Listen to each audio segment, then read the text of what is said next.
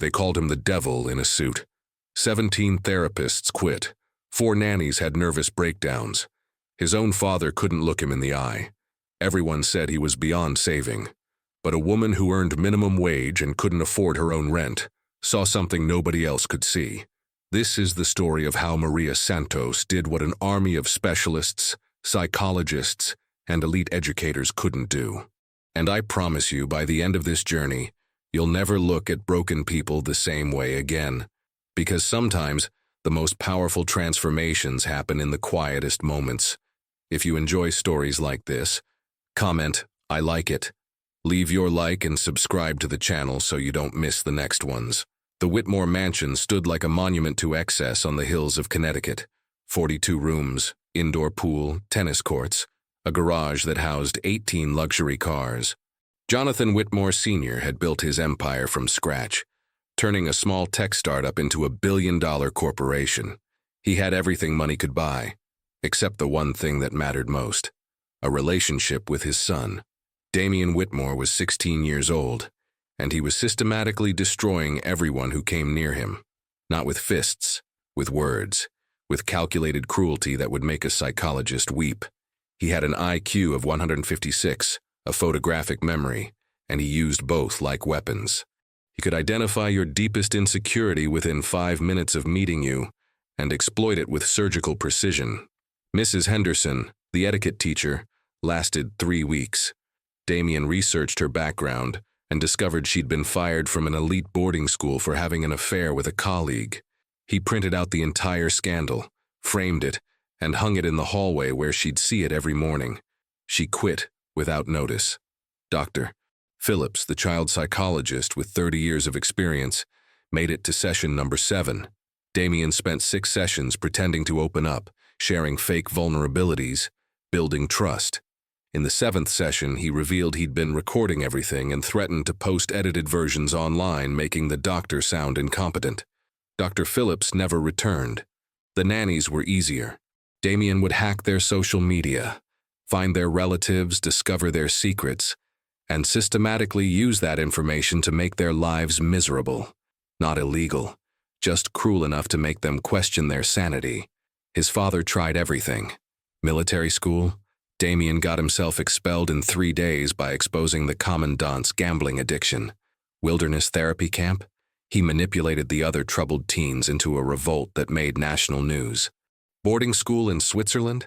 They sent him back with a refund and a legal threat. Jonathan Sr. was at his breaking point. He'd conquered Silicon Valley, disrupted entire industries, built a fortune that could sustain generations. But his own son was a mystery he couldn't solve, a problem he couldn't fix with money or influence. "He's not a bad kid," Jonathan would tell himself late at night, staring at the ceiling of his master bedroom. "He's just hurt." Because Jonathan knew the truth that ate at him every single day. Damian's mother, Victoria, had died when Damian was 8 years old. Sudden brain aneurysm. One moment she was laughing at breakfast, the next she was gone. And Jonathan, drowning in grief, had done what he knew how to do best. He worked 16-hour days, business trips that lasted weeks, acquisitions, mergers, anything to not feel the emptiness. He'd left Damian alone with a parade of caretakers, tutors, and therapists. People paid to care, but not one of them actually did. And Damian, brilliant and observant, learned a fundamental lesson at 8 years old. Everyone leaves. Everyone lies. Everyone has a price. And the only way to survive is to hurt them before they hurt you. By 16, Damian had perfected his armor. Cold, calculating, untouchable. The mansion had gone through 4 head housekeepers in 2 years. The current one, Mrs. Kowalski, was counting down the days to retirement. She managed the staff with military efficiency, keeping them as far from Damian as possible. The strategy was simple: minimal contact, maximum distance. Which is why nobody noticed when Maria Santos started working in the kitchen. Maria was 42 years old, though hard years made her look older. She'd immigrated from El Salvador 20 years ago, fleeing violence and looking for opportunity. She found minimum wage jobs and 14-hour workdays instead. She cleaned offices at night, worked in restaurant kitchens during the day, and sent every dollar she could back home to her mother and younger sister. She'd never worked in a mansion before. When she showed up for the interview wearing her only professional outfit, a dress from the thrift store that was 2 sizes too big, Mrs. Kowalski almost sent her away. But the previous cook had quit without warning. Damien had convinced her that her recipes were being stolen and sold to competitors, and they were desperate. "Can you cook?" Mrs. Kowalski asked, exhausted. "Yes, ma'am. I've worked in kitchens for 15 years. Can you follow instructions, keep your head down, and stay out of trouble?" Maria smiled softly. "I'm very good at being invisible, ma'am." That's all Mrs. Kowalski needed to hear. "You start Monday, 6 a.m., kitchen duty only. Do not under any circumstances interact with the boy." "Understood?" Maria nodded. She needed this job. Her sister back home was sick. The medical bills were piling up. She'd take any job, follow any rules. She had no idea she was about to break every single one of them. Maria's first week was exactly what Mrs. Kowalski promised. She arrived before sunrise, prepared meals according to detailed instructions, cleaned the industrial kitchen until it sparkled, and never saw Damien once. Breakfast was left on the warming counter at 7 a.m., lunch at noon, dinner at 6 p.m. Damien would come, take the food, and disappear. But Maria noticed things. The breakfast was always partially eaten, the eggs touched, the bacon gone, the fruit untouched. The lunch came back almost entirely uneaten, just a few bites of the sandwich. Dinner was the same pattern, protein eaten, everything else ignored. On Thursday, Maria found something that made her pause. A food tray had been left outside Damien's door. Not taken to the kitchen, just abandoned. And on the plate, carefully arranged in small bites, was her mole sauce from the night before. Someone had separated it from the chicken, tasted it, and left it. Most people would have missed it. But Maria had spent 20 years reading people through their relationship with food. In the restaurants where she'd worked, she'd learned that how someone ate told you everything about them. The businessman who ordered expensive wine but barely drank it was trying to impress. The woman who cut her food into tiny pieces but never finished was fighting something deeper. The teenager who ate mechanically without pleasure was disconnected from everything, including themselves. Damien was that teenager. Friday morning, Maria did something she wasn't supposed to do. She made 2 breakfasts. One was the standard egg white omelet with turkey bacon that was on Damien's meal plan. The other was something from her childhood. Pupusas, thick corn tortillas stuffed with cheese and beans, with a side of curtido, the tangy cabbage slaw her mother used to make. She placed both on the counter. No note, no explanation, just an option. At 7:15, she heard footsteps. She quickly moved to the pantry, staying out of sight. Through the crack in the door, she watched. Damien appeared, tall for 16, with dark hair that fell across his eyes and his mother's sharp cheekbones. He moved with the careful control of someone who trusted nothing. He looked at the 2 plates, frowned, looked around the kitchen, suspicious. Then he picked up the pupusa, examined it, smelled it, and took a small, cautious bite. Maria watched his expression change. Just for a second. The armor cracked, his eyes closed, his shoulders dropped half an inch. It wasn't happiness, it was something deeper. Recognition, like his body remembered something his mind had forgotten. He took the plate with the pupusas and left. The egg white omelet remained untouched. Maria smiled for the first time in weeks. That afternoon, Mrs. Kowalski stormed into the kitchen. "Did you make unauthorized food for the boy?" "I made him breakfast, ma'am. Same as always. He's on a specific meal plan designed by a nutritionist. You don't deviate. Ever. Do you understand?" "Yes, ma'am." But Monday morning, Maria made pupusas again, and she added something else. A small note written in careful English. "If you want something else, let me know. M." The note was gone by noon. In its place was a different piece of paper, written in precise handwriting. "Can you make French toast?" Real French toast. Not the healthy version, the way it's supposed to be made. Maria's smile could have lit the entire kitchen. Tuesday morning, she made French toast. Thick brioche bread, real butter, cinnamon, vanilla, a dusting of powdered sugar, maple syrup on the side. The kind of breakfast that a nutritionist would have a heart attack over. The kind of breakfast that tasted like childhood. Wednesday morning, there was another note. That was the best thing I've eaten in 8 years. Can you make pancakes tomorrow? With chocolate chips. Thursday, pancakes. Friday, waffles with strawberries and whipped cream. Each morning the notes got slightly longer. My mom used to make waffles on Saturdays. Do you know how to make chicken soup? The kind that actually makes you feel better? The therapists always ask me how I feel. I never know what to say, but when I eat your food, I feel something. I don't know what to call it. Maria read each note carefully. She never responded with words, only food. She made the chicken soup, a recipe her grandmother had taught her. Slow cooked for hours, with vegetables and herbs and love stirred in. The kind of soup that wrapped around you like a blanket. That evening she was cleaning the kitchen when she heard something unusual.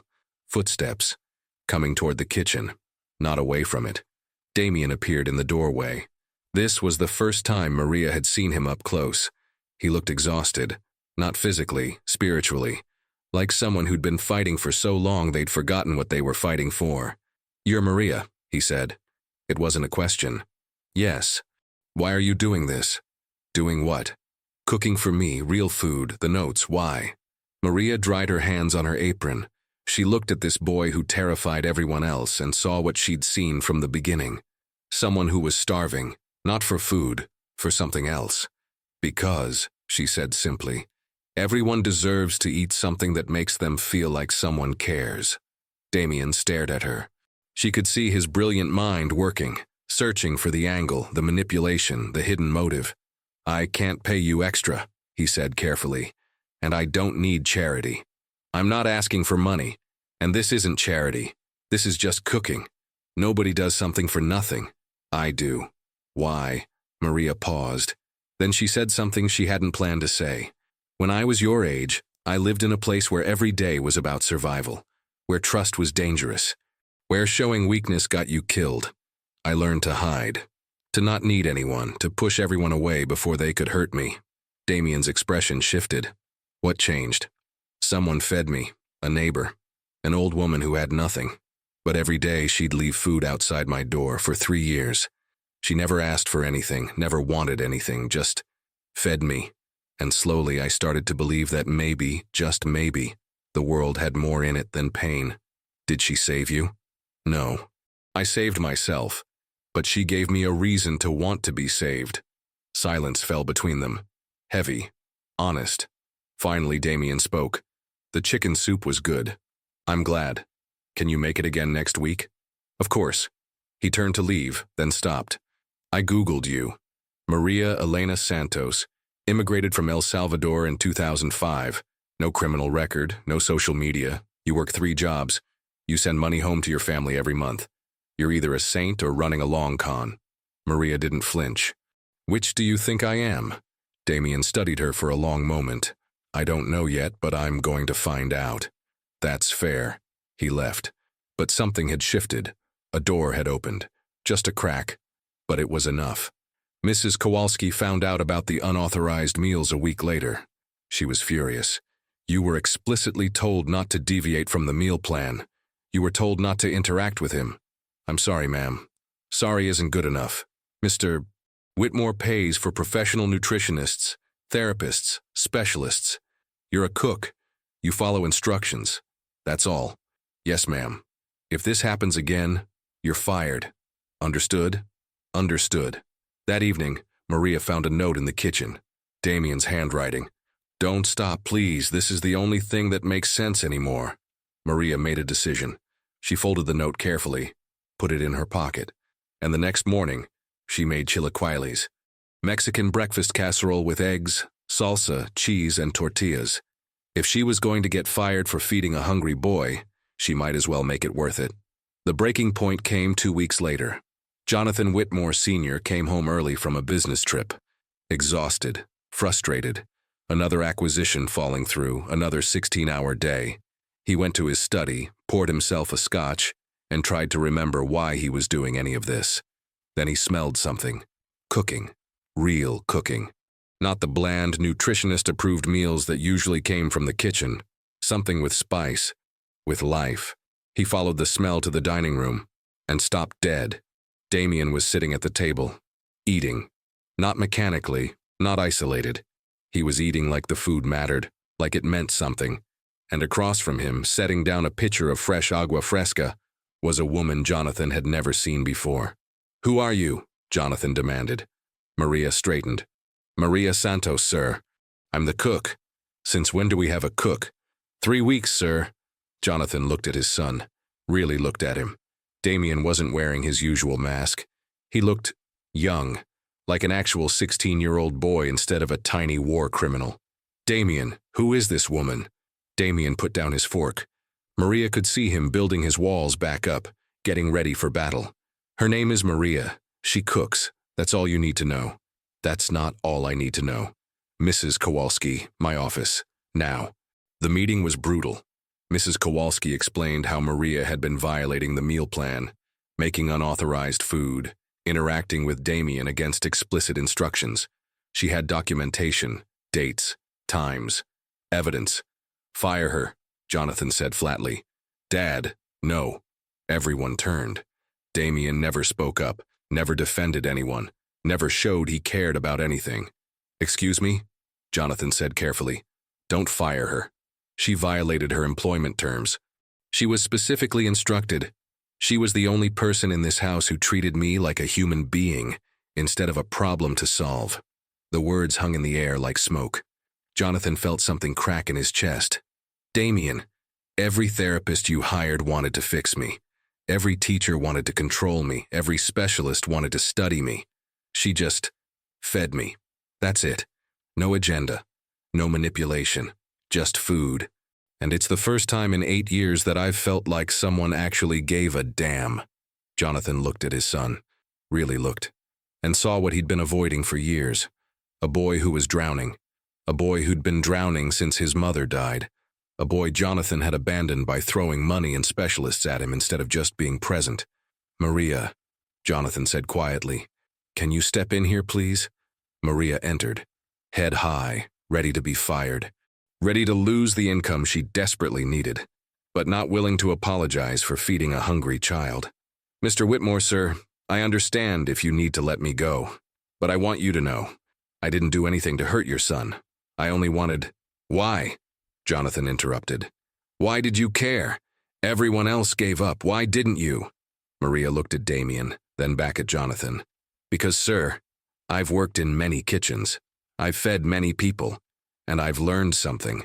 The people who are the hungriest are never the ones asking for food. They're the ones everyone else has stopped seeing. Your son wasn't eating, not really. He was surviving. And I thought, maybe if someone fed him something made with care, he might remember what it feels like to be cared for." Jonathan felt tears burning behind his eyes. He hadn't cried since Victoria's funeral. And did it work? You'd have to ask him. Jonathan looked at Damien. His son, who'd terrorized professionals and destroyed careers, looked back at him with something raw in his eyes. "Yeah," Damien said quietly. "It worked." Jonathan made a decision he should have made years ago. "Maria, you're not fired. In fact, I'm promoting you. Head chef. Triple your salary, and you have full discretion over all meals in this house. Mrs. Kowalski, you'll work with Maria, not against her." Mrs. Kowalski looked like she'd swallowed a lemon but nodded. "Thank you, sir," Maria said softly. "Don't thank me, thank him." Jonathan looked at his son. "And Damien, can we talk? Just us?" Damien hesitated, then nodded. That conversation lasted 4 hours. Father and son finally, painfully, honestly talking. About Victoria. About the grief. About the abandonment. About the anger that had calcified into cruelty. About the loneliness of being brilliant but broken. About the terror of needing someone but knowing everyone leaves. Jonathan cried. Damien didn't, not yet, but he talked. And that was enough. When they emerged from the study, Maria was still in the kitchen, preparing dinner. "Maria," Jonathan said, "can you make enough for 2 tonight? I'd like to eat with my son." Maria smiled. "Of course, sir. I'll make something special." That night, the Whitmore men sat at the dining table together for the first time in 8 years. Maria served them ropa vieja, Cuban shredded beef, with rice, black beans, and sweet plantains. Comfort food, the kind that sticks to your ribs and your soul. They ate in silence at first. Then Jonathan spoke. Your mother used to make a version of this. She learned it from her Cuban grandmother. You were too young to remember. Damien put down his fork. I remember. She'd make it on rainy days. She said rain made people sad, so food had to make them happy. Jonathan's voice cracked. Yeah, that sounds like her. They ate, they talked, they remembered. And Maria, cleaning quietly in the kitchen, felt something she hadn't felt in years. Hope. The next 6 months transformed the Whitmore household. Maria became more than a cook. She became a stabilizing force. She taught Damien how to cook, starting with simple things. Scrambled eggs, grilled cheese, then more complex dishes, lasagna, enchiladas, Thai curry. At first, Damien resisted. Why do I need to know how to cook? We have staff. Because, Maria said patiently, cooking is the only art form where you get to eat your mistakes, and everyone should know how to feed themselves and the people they love. What if I don't love anyone? Then you learn for the day when you do. Damien started spending hours in the kitchen, measuring ingredients, following recipes, learning patience, learning that some things couldn't be rushed or controlled, that a soufflé doesn't care about your IQ or your attitude. It rises or it doesn't. Jonathan noticed the change. He started coming home earlier, started having dinner with Damien 3 nights a week, then 5, then every night. Maria would cook. The 2 men would talk, sometimes about business, sometimes about school, sometimes about Victoria, sometimes about nothing at all. Slowly, painfully, a family started to rebuild itself. But growth is never linear, and transformation is never easy. The crisis came on a Thursday evening in March. Damien came home from school with a split lip and bruised knuckles. Jonathan, who'd been working from home that day, immediately went into protective mode. What happened? Who did this? I'll call the school. I'll call lawyers. Dad, stop! Tell me what happened. Damien sat down heavily. Maria brought him ice wrapped in a towel. He pressed it to his lip. There's this kid, Tyler. He's been pushing around this freshman. Smaller kid. Smart. Doesn't fit in. Tyler's been making his life hell. Today, Tyler shoved him into a locker. Hard. The kid was bleeding. And I told Tyler to stop. What did he say? He said, "What are you going to do about it, psycho? Everyone knows you're crazy. Your dad pays people to tolerate you." Jonathan felt rage building. So you hit him? No, I was going to walk away. I've spent 6 months learning to walk away, to not be that person anymore. Damien looked at Maria. But then I thought about something Maria said once, about how sometimes you have to protect people who can't protect themselves. So I stepped between Tyler and the kid. I told Tyler if he wanted to hurt someone, he could try hurting someone his own size. And he swung at you, Jonathan said. Yeah, and I fought back. I won. But now I'm suspended for 3 days. 0 tolerance policy. Jonathan looked at his son. 6 months ago, Damien would have destroyed Tyler psychologically, would have researched his family, found vulnerabilities and systematically ruined his life. But instead, Damien had done something Jonathan never thought he'd see. He'd stood up for someone else. What's the kid's name? The one you protected? Marcus. Marcus Chen. He's 14, wants to be an engineer. Is he okay? Yeah. Scared, but okay. Jonathan made a decision. You're not in trouble. You did the right thing. I'll handle the school. Dad, you can't just throw money at this. I'm not. I'm going to go to that school tomorrow and tell them exactly what happened. That my son, who has spent years being labeled a problem, stood up for someone who needed help. And if they don't see that as growth, then maybe it's not the right school for you anyway. Damien looked stunned. You'd do that? Damien, for years I tried to fix you with money, with specialists, with distance. I thought if I could just find the right solution, you'd be okay. But you didn't need to be fixed. You needed to be seen. And Maria saw you when I didn't. So yeah, I'll do that. I'll do whatever it takes. Maria, who'd been quiet in the corner, spoke softly. Mr. Whitmore, if I may, perhaps Marcus's family would like to join us for dinner this weekend. Give Damien a chance to check on him. Jonathan smiled. Maria, that's perfect. Damien, what do you think? I think that would be good. That weekend, the Chen family came to dinner. Marcus's parents were nervous, overwhelmed by the mansion, intimidated by the Whitmore name. But Maria's cooking broke through their anxiety. She made a fusion meal, Latin and Asian flavors combined. Tacos with Korean barbecue, plantains with sriracha honey, showing that different cultures could complement each other beautifully. Marcus sat next to Damien. The two boys talked about engineering, about coding, about the projects they wanted to build. And Jonathan watched his son, really watched him, and saw something miraculous. Damien was being kind, not strategic, not manipulative, just kind. After dinner, Marcus's father pulled Jonathan aside. "Mr. Whitmore, I need to thank your son. Marcus has been struggling. The bullying was getting worse. He was starting to talk about not wanting to go to school. What Damien did, it gave him hope." Jonathan felt emotion welling up. "My son has had his own struggles. I think he understands what it's like to feel alone." "Well, he's not alone anymore. Marcus keeps talking about him. Would it be okay if they stayed in touch?" "I think Damien would like that very much." And they did. Marcus started coming to the mansion once a week.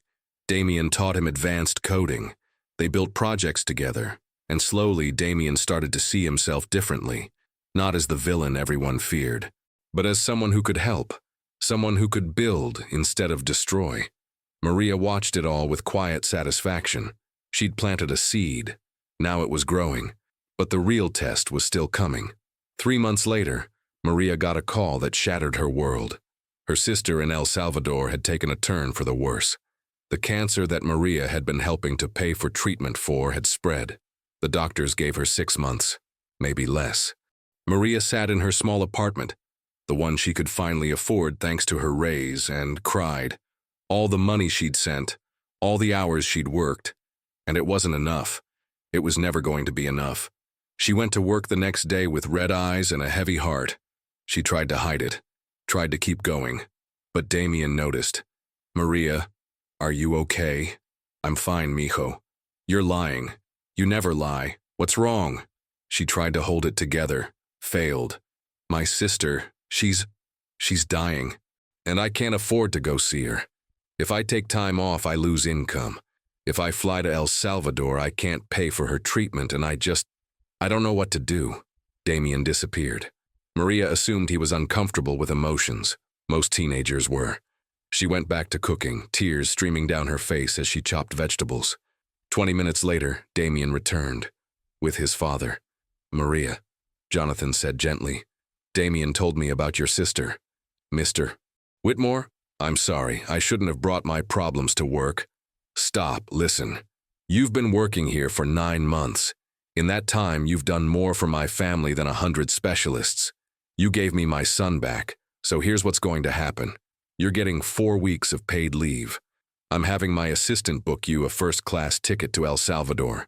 You leave tomorrow."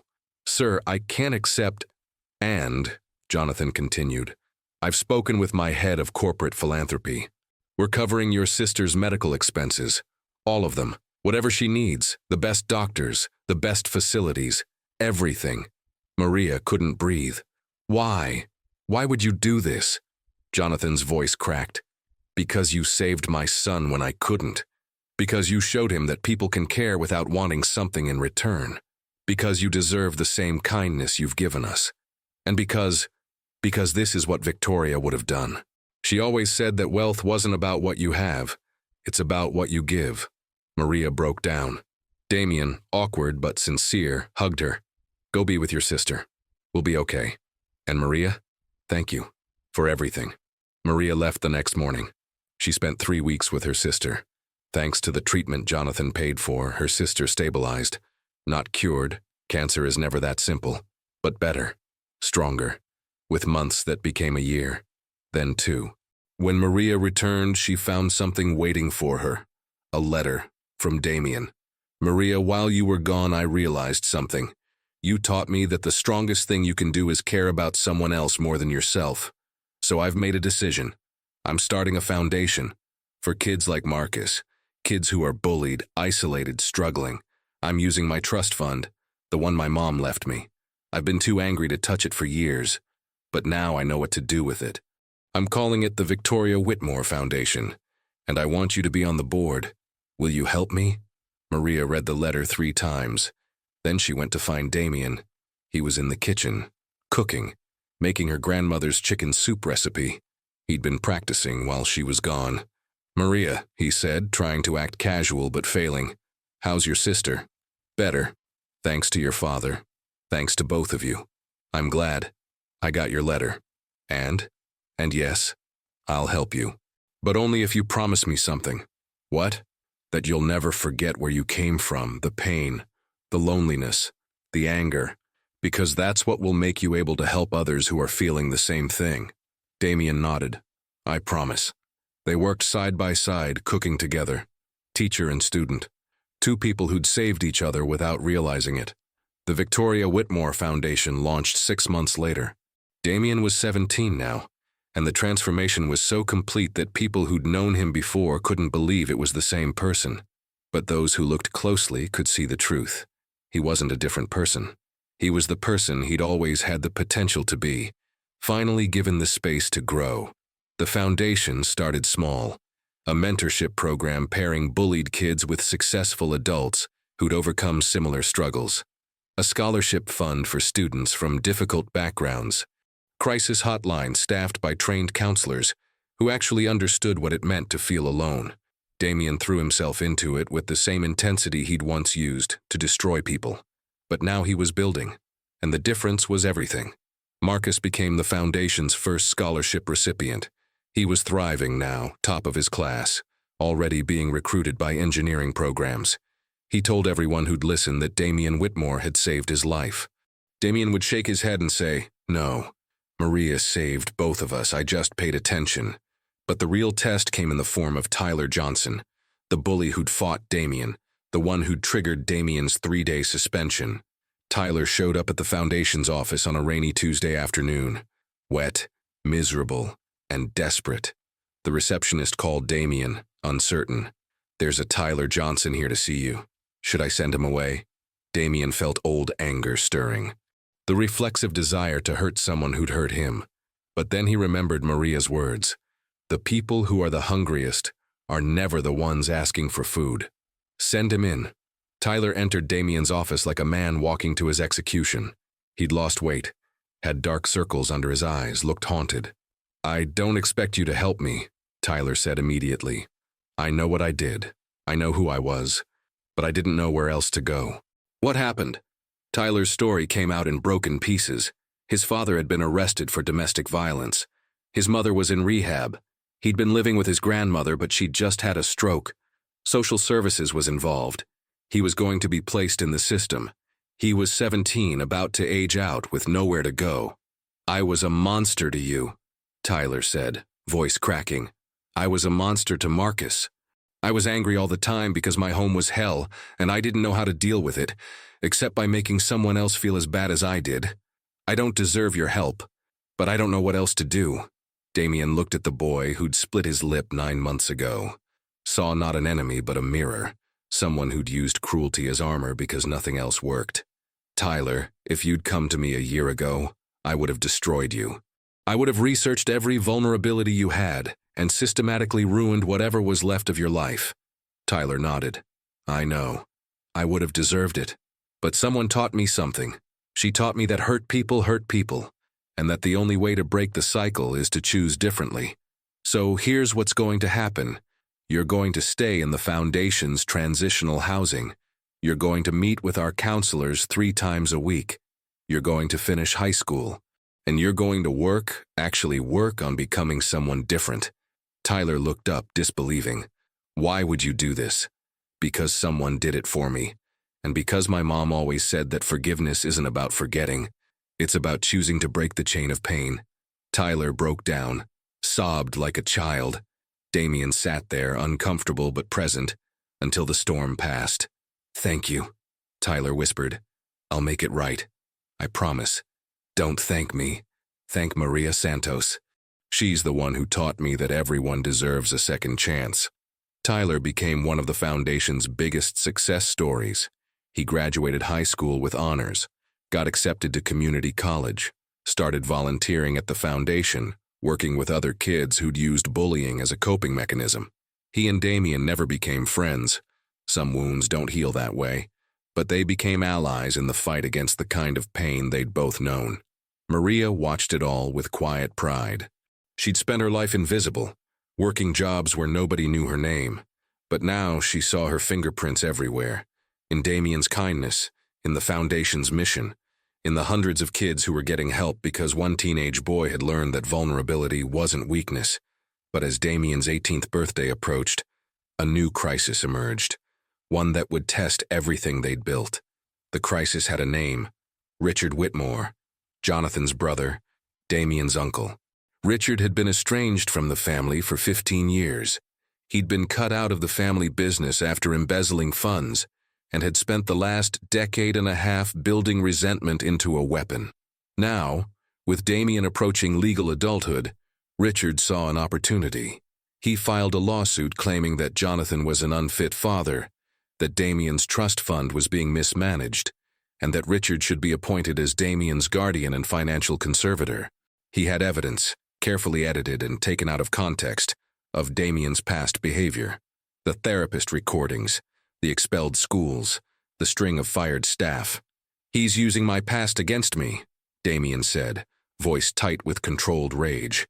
They were in Jonathan's study, Damien, Jonathan, Maria, and the family's lawyer. "It's a strong case," the lawyer admitted. "If a judge looks at Damien's history without context, Richard has grounds. He's arguing that Jonathan enabled destructive behavior, and that Damien needs proper oversight. This is about money," Jonathan said flatly.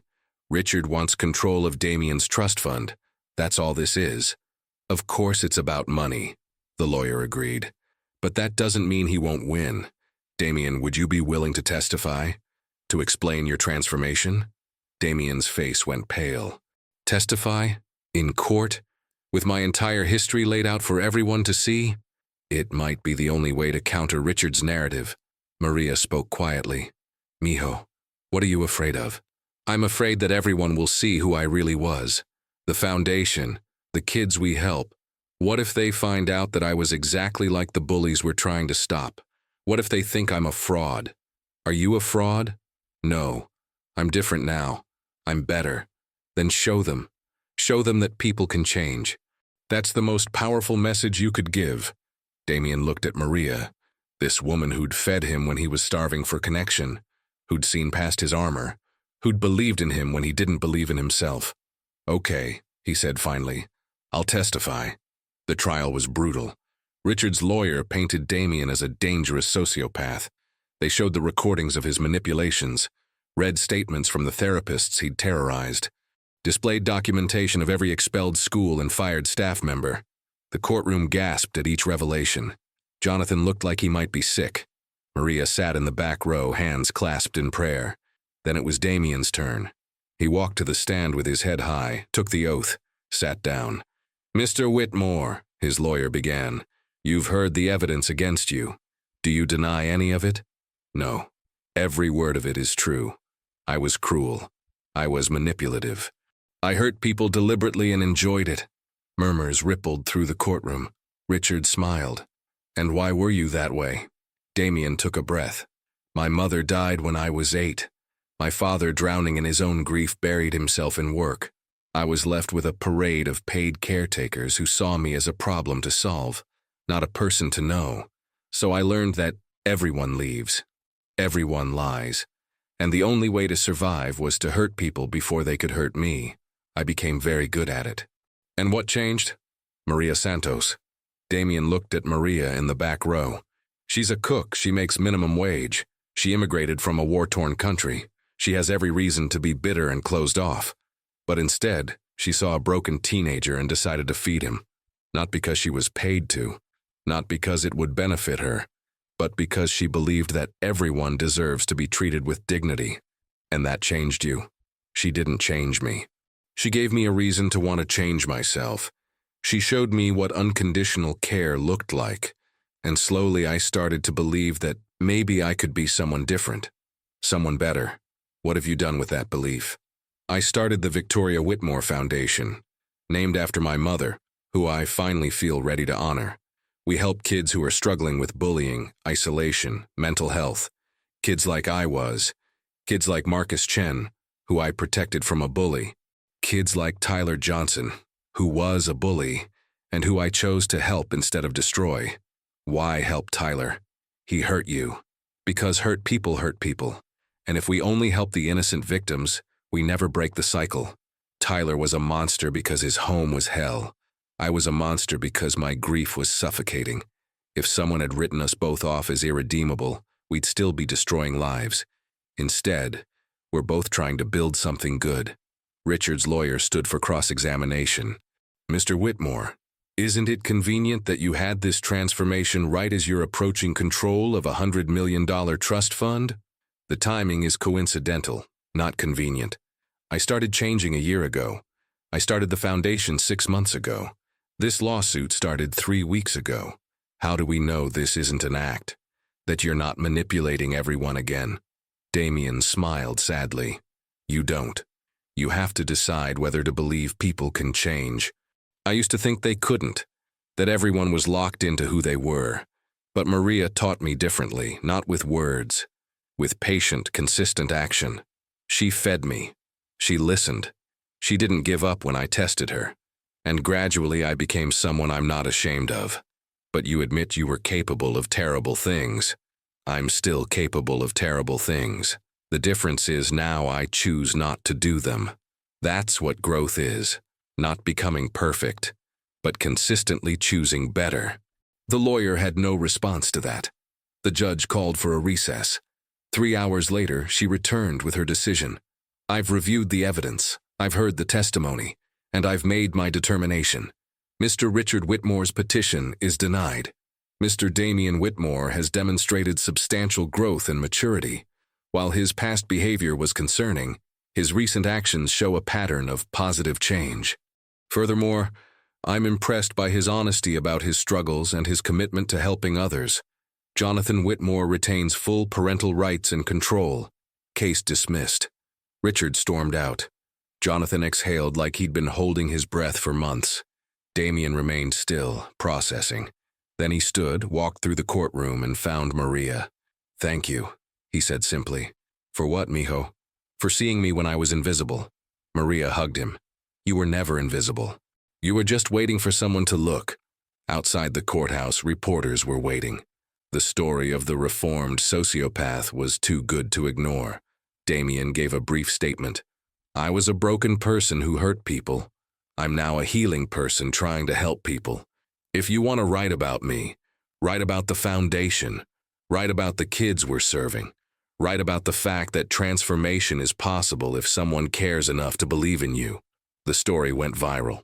Not because of the scandal, but because of the hope. Thousands of people reached out, parents of difficult kids, former bullies seeking redemption, victims of bullying looking for help. The foundation's funding tripled in a month. Damien's 18th birthday came 3 weeks later. He celebrated it quietly. Just family. Jonathan, Maria, Marcus, and surprisingly, Tyler. Maria made a feast. All of Damien's favorites. Pupusas, French toast, chicken soup, and a cake shaped like a book because Damien had decided to write a memoir about his transformation. Speech, Marcus demanded. Damien stood awkwardly. I'm not good at speeches.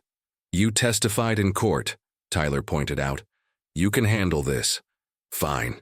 A year and a half ago, I was the loneliest person in the world.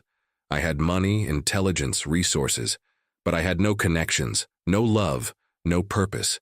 I thought that was just how life was, that everyone was playing a game where the goal was to hurt people before they hurt you. He looked at Maria. Then someone changed the rules. She showed me that the game isn't about winning, it's about caring. And once I understood that, everything else fell into place. He raised his glass. To Maria Santos, the woman who fed a monster and found a human being underneath. Everyone drank. Maria wiped tears from her eyes. Later, when the party had wound down and everyone had left, Damien found Maria in the kitchen, cleaning, as always. Maria, can I ask you something? Of course. Why me? Of all the people in the world who needed help, why did you choose to help me? Maria paused, considering. Do you remember the first breakfast I made for you? The pupusas. Yeah, they tasted like, I don't know, like something I didn't know I was missing. When I was your age, living in El Salvador, I was angry. My father had abandoned us. My mother was working herself to death. I had no future. I was becoming someone cruel, someone hard. Then my neighbor, Senora Rosa, started leaving food for me. Every day. For 3 years. She never asked for thanks. Never wanted anything, just fed me. What happened to her? She died when I was 20. Cancer. I never got to tell her what she meant to me. But I promised myself that if I ever had the chance, I would do for someone else what she did for me. When I saw you, brilliant, broken, starving for connection, I saw myself and I thought, maybe this is my chance to honor Senora Rosa's memory. Did you know I would change? No. I hoped, but I didn't know. Change is always a choice. I just gave you a reason to want to choose it. Damien nodded slowly. I'm going to make sure your sister gets the best care possible, for as long as she needs it. Mijo, you've already done so much. No, you saved my life. Let me honor that by helping you save hers. Maria hugged him. This tall, brilliant, once-broken boy who'd become a man worth knowing. Your mother would be so proud of you, she whispered. Damien's voice cracked. You think so? I know so. That night, Damien wrote in his journal, something his therapist, the new one, the one who actually helped, had suggested. Today I turned 18, legally an adult, but I think I've only been actually growing up for the last year and a half. Maria says that transformation isn't a destination, it's a direction. You don't arrive at fixed. You just keep choosing to move toward better. I think she's right. I'm not the person I was, but I'm also not done becoming who I want to be. And for the first time in my life, I'm okay with that, because I'm not alone anymore. I have people who see me, really see me, and still choose to stay. That's the real miracle. Not that I changed, but that someone cared enough to give me the space to want to change. The foundation continued to grow. By Damien's 20th birthday, they'd helped over 3,000 kids. Marcus had graduated high school as valedictorian and was studying engineering at MIT. Tyler had completed his associate degree and was training to become a counselor. And Maria? Maria finally retired from cooking professionally. Not because she had to, but because she wanted to spend more time with her sister, who'd beaten cancer and immigrated to the United States. But she still came to the Whitmore mansion every Sunday, not to cook for work, to cook for family. On Damien's 21st birthday, something extraordinary happened. The foundation received a donation of $50 million, anonymous, with one note, for the woman who changes lives by feeding souls. Damien knew immediately who'd sent it. His father. Dad, this is too much. Jonathan smiled. It's not enough. Maria gave us something money can't buy. She gave us back to each other. This is just trying to make sure her work continues. With the donation, the foundation expanded nationwide. Crisis centers in 20 cities, scholarship programs in all 50 states, a training program for teachers and counselors on identifying and helping struggling kids. Damien became the face of the foundation, but he always made sure people knew the real story. Every interview, every speech, every media appearance, he talked about Maria. People ask me how I changed, he'd say. They want the formula, the steps, the secret, but there is no formula. There's only this: someone has to care, really care, not because they're paid to, not because they get something out of it, but because they believe you're worth caring about. Maria Santos believed in me when I gave her every reason not to. She fed me when I was starving, not for food, for connection, and slowly, meal by meal, day by day, I started to believe I could be someone worth feeding. The story resonated. Parents reached out, asking how to connect with their difficult teenagers. Teachers asked for advice on reaching troubled students. And always, Damien's answer was the same. See them. Really see them. Not as problems to solve, as humans who are struggling. And then show up, consistently, patiently, without giving up. But the most profound moment came 5 years after that first breakfast. Damien was 23. He'd graduated from college. The foundation was thriving, and he received a call from a familiar voice. Damien, it's Dr. Phillips. Damien froze. Dr. Phillips. The psychologist he'd terrorized. The one he'd recorded and threatened. The one who'd quit and never looked back.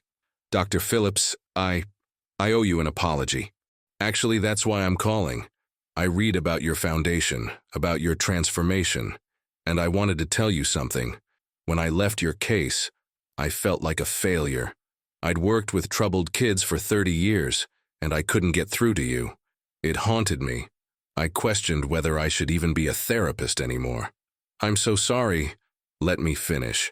What you've accomplished isn't just extraordinary, it's revolutionary. You've proven something I'd started to doubt, that people can change. Not through force or manipulation or perfect technique, but through consistent, genuine care. Maria Santos did what I couldn't do, and instead of being bitter about that, I'm grateful, because you're now helping thousands of kids, and that matters more than my ego. Damien felt tears burning. Thank you. That means more than you know. Keep doing what you're doing, and thank Maria for me. She's a better therapist than any of us with degrees. After the call, Damien went to find Maria. She was in her garden, something she'd taken up in retirement, growing vegetables and herbs, feeding people even now. Maria, Dr. Phillips called. She looked up, concerned. The therapist you hurt? Yeah, he wanted to thank you. He said you're a better therapist than anyone with a degree. Maria laughed. I'm not a therapist. I'm just someone who knows what hunger looks like. You saved more than just me, you know. The foundation has helped over 10,000 kids now. 10,000 lives that are different because you decided to make pupusas for an angry teenager. Those kids saved themselves, mijo. I just helped one boy remember he was worth saving. And that boy helped others. That's how it works, one person at a time. I want to do something to honor you properly. You honor me every day by being who you've become. I want to create a Maria Santos scholarship. Full ride to college for kids from immigrant families who've overcome hardship, and I want you to pick the recipients. Maria's eyes filled with tears. Mijo, you don't need to. I need to. Because you taught me that the greatest wealth isn't money. It's knowing you made someone's life better. And I want other people to have what you gave me. A chance. The Maria Santos Scholarship launched the following year. The first recipient was a 17-year-old girl from Guatemala. She'd crossed the border alone at 15, fleeing gang violence. She'd been working in restaurant kitchens while finishing high school. She wanted to be a social worker. Her name was Carmen. And when she met Maria at the scholarship ceremony, she said something that made everyone in the room cry. My entire life, people have told me I'm too poor, too foreign, too broken to matter. But you see me, just like you saw Damien. And that makes me believe that maybe I can be someone who matters too. Maria hugged her. Mija, you already matter. You've always mattered. Now go show the world what I already see. Damien watched from the side of the stage, his father beside him, both of them understanding what Maria had taught them, that the most powerful thing you can give someone isn't money or opportunity. It's the belief that they're worth those things. The foundation continued to grow. By Damien's 25th birthday, they'd helped 50,000 kids. The scholarship program had sent 500 students to college. The crisis hotline was receiving 10,000 calls a month. And through it all, Maria remained the quiet center, not seeking recognition, not wanting fame, just showing up, week after week, meal after meal, believing in people who'd forgotten how to believe in themselves. On the 10-year anniversary of that first breakfast, the foundation threw a gala. Major donors, celebrity supporters, politicians, hundreds of people in expensive clothes celebrating the work. But the moment everyone remembered happened when Damien took the stage for his speech. 10 years ago, I was the most miserable person alive. I had everything money could buy and nothing that mattered. I was brilliant, cruel, and utterly alone. Then a woman who earned minimum wage looked at me and saw something nobody else could see. She saw a hungry kid, and she fed me. He gestured to Maria in the front row. She was wearing a simple dress, uncomfortable with the attention. Maria Santos didn't use therapy techniques or educational theories. She just made pupusas and French toast and chicken soup. She cooked with care. And slowly I started to believe that maybe I was worth caring about. That's the foundation of every good thing that's happened since. Not my intelligence, not my father's money, but one woman's decision to see me as human. The room erupted in applause. Maria stood, embarrassed but smiling. Damien continued, "We celebrate the big moments, the scholarships, the crisis interventions, the lives saved. But I want us to remember something. All of this started with something small. A breakfast, a note, a conversation in a kitchen. That's how transformation happens, not in dramatic moments, but in small, consistent acts of care. That's what Maria taught me, and that's what I want this foundation to always remember. We don't save people with grand gestures. We save them by showing up, by seeing them, by not giving up, meal after meal, day after day, until they start to believe they're worth saving." The entire room rose in a standing ovation, but Damien only had eyes for Maria, this small woman with calloused hands and an enormous heart, the woman who'd given him back his life. After the gala, when everyone had left and the venue was empty, Damien and Maria sat together in the quiet. "Do you remember what you asked me that first night?" Maria said. "In the kitchen when you found me cooking. I asked why you were doing it, why you cared. And do you remember what I said? You said everyone deserves to eat something that makes them feel like someone cares. Do you believe that now?" Damien nodded. "I believe it, I live it, because you showed me it was true." Maria squeezed his hand. "Then my work here is done." "Your work is never done. There are always more hungry people." "True, but now you know how to feed them. You don't need me anymore. I'll always need you. Not as a cook, as family." Maria smiled. "Then I'll always be here. Not every day, but whenever you need to remember where you came from and why you're doing this work." "Deal." They sat in comfortable silence, two people connected by something deeper than blood, by choice, by care, by the quiet miracle of one person deciding another person was worth saving. 5 years later, at 30, Damien was invited to speak at the United Nations about youth mental health and intervention programs. The foundation had helped over 200,000 kids. The scholarship program had sent 5,000 students to college. The crisis hotline had answered over 1 million calls. But the speech he gave wasn't about statistics. It was about breakfast. Distinguished delegates, when we talk about solving global problems, we think big. Policy changes, funding allocations, systematic reforms. And those things matter. But I want to tell you about something small that changed everything. A breakfast, made by a woman who earned minimum wage, for a teenager who everyone had given up on. He told Maria's story, their story, how one act of care had rippled out to touch hundreds of thousands of lives. "We can't policy our way out of human suffering," he concluded. "We can't throw money at loneliness and expect it to disappear. What we can do is create a world where people like Maria Santos, people who see the invisible, who feed the hungry, who care without needing recognition, are supported and celebrated. Because transformation doesn't happen in boardrooms or legislative chambers. It happens in kitchens, in quiet conversations, in the moment someone decides to see another person's humanity instead of their problems." The speech went viral. Your kitchen revolution started trending. People shared stories of the small acts of care that had changed their lives. A teacher who stayed late to help a struggling student, a neighbor who brought dinner to a grieving family, a stranger who paid for someone's groceries when their card was declined. The movement grew, not into an organization, into a cultural shift. People started asking themselves, who's invisible in my life? Who's hungry, not for food, but for connection? What small thing can I do today that might ripple out into something bigger? Maria watched it all with quiet amazement. She was in her 60s now, slowing down but still sharp, still cooking Sunday dinners for the extended Whitmore family, which now included Marcus, Tyler, Carmen, and dozens of other adopted kids from the foundation. "Maria," Damien asked one Sunday, "did you ever imagine this would happen? That making breakfast for one angry kid would lead to all of this?" "No, mijo. I just knew you were hungry, and I knew how to cook. Everything else? That was you. That was your father. That was all the people who chose to care after you showed them how. But it started with you. It started with Senora Rosa, who probably learned it from someone before her. That's how it works. We pass on what we've been given, and hopefully it gets a little bigger each time. On Maria's 65th birthday, Damien had a surprise.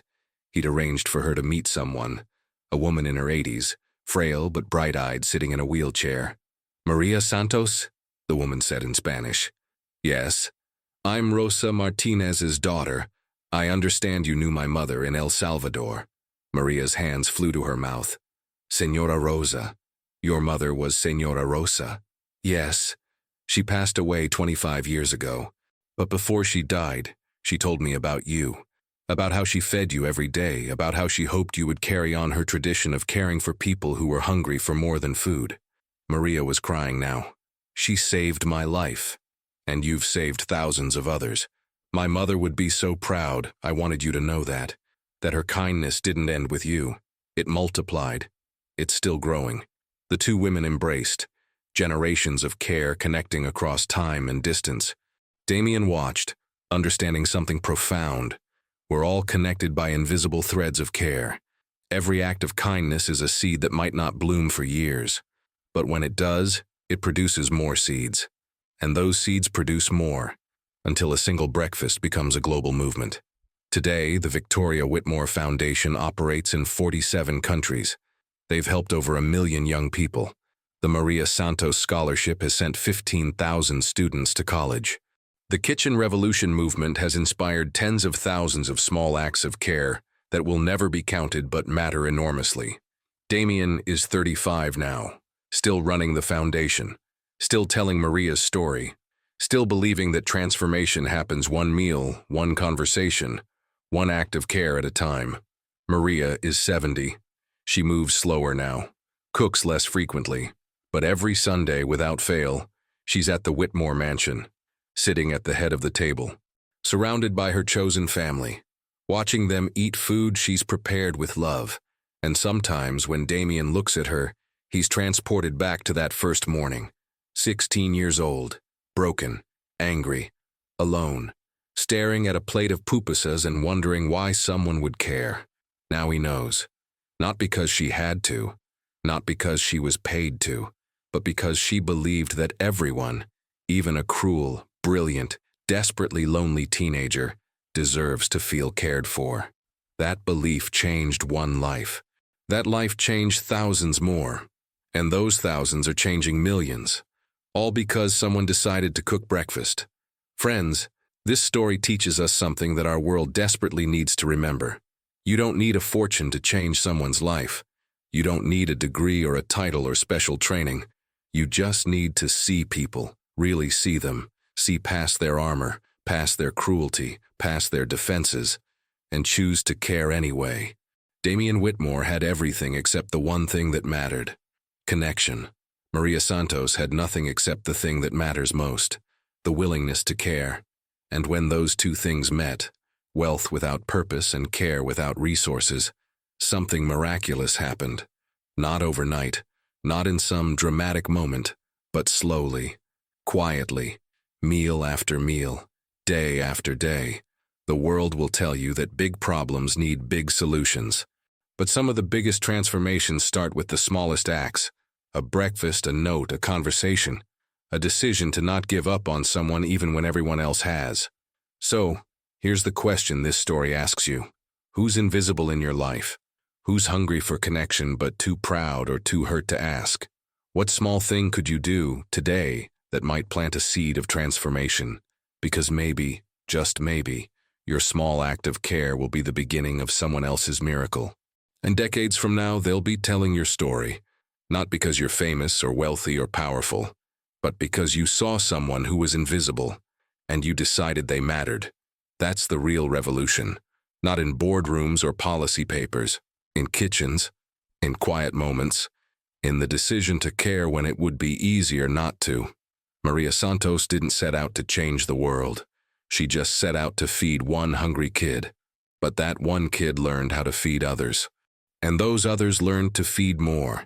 And now millions of people are being fed, literally and metaphorically, because one woman chose compassion over indifference. Your life doesn't have to be extraordinary to have an extraordinary impact. You just have to show up, consistently, genuinely, with care that expects nothing in return. Because success isn't measured in dollars or degrees or fame. It's measured in the lives you touch, the invisible people you see, the hungry souls you feed. And sometimes the person you save isn't just them, it's you too. Maria saved Damien. But Damien's transformation saved Maria from believing her life didn't matter. It gave purpose to her pain, meaning to her struggle, proof that her years of invisible labor weren't wasted. They were preparation for the moment when one angry teenager needed exactly what only she could give. So don't underestimate your small acts of kindness. That smile to a stranger, that meal for a neighbor, that extra moment listening to someone who needs to be heard. You never know which act will be the one that changes everything. Damien was drowning. Maria threw him a lifeline disguised as breakfast, and he grabbed it. Not immediately, not dramatically, but gradually he pulled himself to shore. And then he started throwing lifelines to others. That's the legacy of care. It multiplies. It compounds. It ripples out in ways you'll never fully see or understand. Somewhere right now there's a kid like Damien. Brilliant, broken, hurting people because they're hurting inside. Everyone's given up on them. Everyone except maybe one person who's willing to see past the armor, to feed them something more than food, to show them that care without conditions is possible. Maybe that person is you. The question isn't whether you have enough money, enough education, enough experience. The question is whether you're willing to see someone who's invisible, to believe in someone who's given up on themselves, to show up when it would be easier to look away. Maria had nothing but the willingness to care, and that was enough. More than enough. It was everything. So what will you do with your version of Pupusas? What's the thing you have to give that someone desperately needs? It might not be food. It might be time, attention, patience, belief, a listening ear, a steady presence. Whatever it is, someone needs it. You're the only one who can give it in exactly the way they need to receive it. Don't wait for permission. Don't wait for perfect conditions. Don't wait until you feel ready. Maria wasn't ready. She was exhausted, overworked, and barely surviving. But she fed that boy anyway, and everything else followed. Your act of care might not make headlines. It probably won't go viral. It might not even be acknowledged. But it will matter. To that one person, in that one moment. And that might be enough to change the trajectory of their entire life. 17 therapists couldn't reach Damien, but one cook with Pupusas did. Not because she was more qualified, but because she was more present, more genuine, more willing to care without needing to be the hero of the story. Be like Maria, see the invisible, feed the hungry, show up for the people everyone else has written off.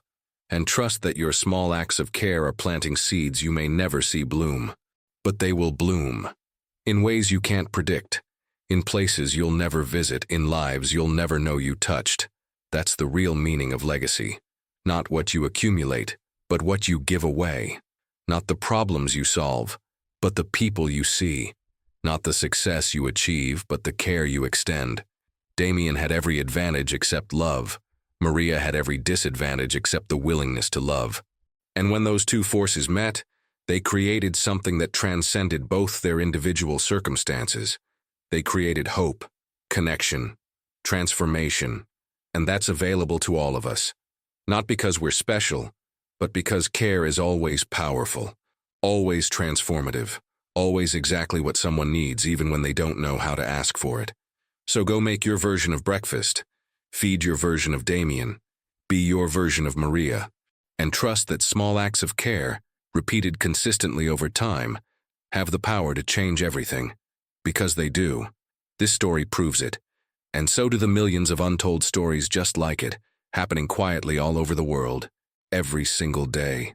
The revolution won't be televised. It will be cooked in kitchens, shared in quiet conversations, and passed from one caring soul to another. Until someday, somehow, we've created a world where no one has to be invisible. Where everyone gets fed, not just with food, but with the care that reminds us we're human, we're seen, we matter. That world starts with you, today, right now, with whoever's in front of you who needs to be seen. So open your eyes, open your heart, And make breakfast for someone who's starving. You never know. You might just save a life, or change the world, or both.